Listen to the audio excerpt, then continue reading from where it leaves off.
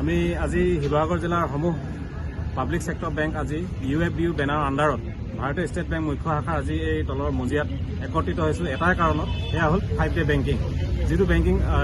যিটো দাবী আমাৰ নতুন নহয়, 2015 চনৰ পৰা 10th বাইপাৰ্টত যিটো আমাৰ বেংকৰ ছেটেলমেণ্ট আছিলে তেতিয়াৰ পৰা আমাৰ এই দাবীটো উত্থাপিত হৈ আহিছে। 10th বাইপাৰ্টৰ ছেটেলমেণ্ট 2015ত আমাৰ দেখা গৈছিল যে প্ৰতি অল্টাৰনেট ছেটাৰডে অৰ্থাৎ দ্বিতীয় আৰু চতুৰ্থ শনিবাৰে আমাৰ বন্ধ থাকিব। কিন্তু তেতিয়াই তেওঁলোকে আমাৰ চৰকাৰে আশ্বাস দিছিল যে পৰৱৰ্তী সময়ত আমাৰ পৰ্যায়ক্ৰমে আমাৰ বাকীকেইটা শনিবাৰ বন্ধ দিব।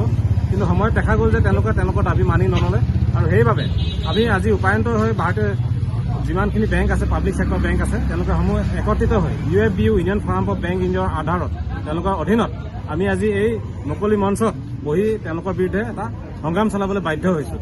আমাৰ দাবী এটাই মাথো, 5-day বেংকিং। আৰু এই 5-day বেংকিঙৰ আমি ল'বলৈ যাওঁতে আমি অনুভৱ কৰিছোঁ যাতে গ্ৰাহকৰ কোনো অসুবিধা নহয়, আৰু তাৰ সূত্ৰে আমি ইতিমধ্যে আমি নিশ্চিত কৰিছোঁ যে আমাৰ গ্ৰাহকৰ যাতে অসুবিধা নহয়, তাৰ বাবে 40 মিনিটৰ যি আমাৰ ডিউটি আৱাৰ আমি ইতিমধ্যে বঢ়াবৰ বাবে আমি সিদ্ধান্ত লৈছোঁ।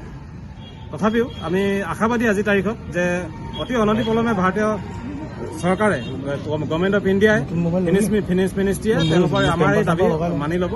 ইয়াকে কৈ মই সামৰণি মাৰিছোঁ। ধন্যবাদ। ইয়াত আমি একত্ৰিত হৈছোঁ। আমাৰ ভাৰতৰ যিমানবোৰ বেংক আছে, বেংক ইউনিয়নৰ আমি সদস্য ইয়াত আজি আমি একত্ৰিত হৈছোঁ। আমাৰ এটা দাবী আছে, বহুত পুৰণা দাবী, যে সপ্তাহৰ প্ৰতিটো শনিবাৰে, মাহটোৰ প্ৰতিটো শনিবাৰে আমাক বন্ধ লাগে।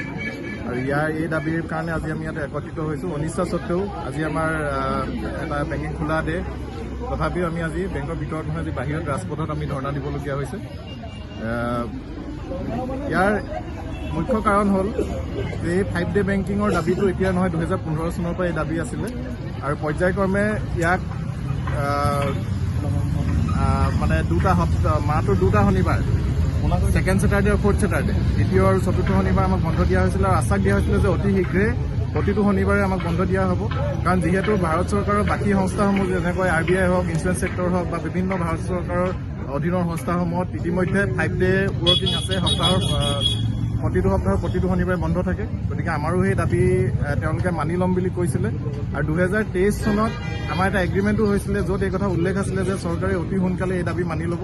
কিন্তু আজি এই প্ৰায় 800 দিন পাৰ হোৱাৰ পিছতো এই দাবী মানি লোৱা পৰিলক্ষিত হোৱা নাই, আৰু তেওঁলোকে এই দাবীৰ প্ৰতি কোনো গুৰুত্বও দিয়া পৰিলক্ষিত হোৱা নাই। যাৰ কাৰণে আজি আমাৰ যিটো অন্তিম অস্ত্ৰ, যে ষ্ট্ৰাইক, ধৰ্মঘট, সেইটো আমি কৰিবলগীয়া হৈছে। আৰু এইটো এনে নহয় যে আমি আজি আপোনালোকে এইটো আপোনাক জনাব বিচাৰিছোঁ যে আজি ধৰ্মঘট কৰিছোঁ, আজি আমি কোনো বেতন লোৱা নাই, আজি আমি চেলাৰী নাপাওঁ, আমি চেলাৰী নলওঁ। কাৰণ আমি ধৰ্মঘট কৰিছোঁ, আমি গ্ৰাহকৰ কাম কৰা নাই, তাৰ কাৰণে আমি আজি চেলাৰীও নলওঁ। এনেকুৱা নহয় যে আমি আজি দৰমহা লৈ ধৰ্মঘট কৰিছোঁ, তেনেকুৱা নহয়। আৰু গ্ৰাহকসকলকো, সৰ্বসাধাৰণ ৰাইজকো আমি জনাব বিচাৰিছোঁ যে প্ৰত্যেক শনিবাৰে যদি আমাৰ বন্ধ থাকে, তেওঁলোকৰ কোনো অসুবিধা নহয়। কাৰণ আমি সপ্তাহত বাকীকেইটা দিনত আমি দেৰিলৈকে কাম কৰিম, আমি সোনকালে বেংকলৈ আহিম, দেৰিকৈ যাম। প্ৰত্যেক দিনা আমি প্ৰায় 40 মিনিট সময় আমি বেছিকৈ কাম কৰিম।